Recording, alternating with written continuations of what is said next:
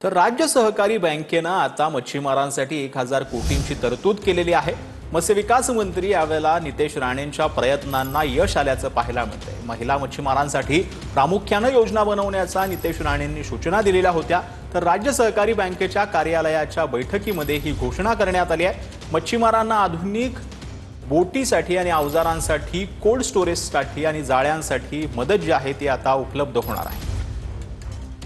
रवी राणाजी, आज तुम्ही खरं तर मिठी नदीच्या प्रश्नासंदर्भात आज संपूर्ण आश्वासन समितीमध्ये बैठक घेतली। या बैठकीमध्ये अधिकाऱ्यांना देखील बीएमसीच्या तुम्ही बोलवलेलं होतं, महापालिकेच्या। एकंदरीतच मिठी नदीच्या गाळ काढण्यामध्ये खरंच घोटाळा झालाय का? किती कोटींचा हा घोटाळा आहे? असं आश्वासन समितीचा अध्यक्ष म्हणून जे सभागृहामध्ये सन्माननीय आमदार आपले प्रश्न मांडतात, अधिकाऱ्यांच्या माध्यमातून जे सभागृहामध्ये उत्तर दिले जाते ते 3 महिन्याच्या कालावधीमध्ये पूर्ण केलं पाहिजे, पण 4-4, 5-5, 10-10 वर्ष ते पेंडिंग राहतात।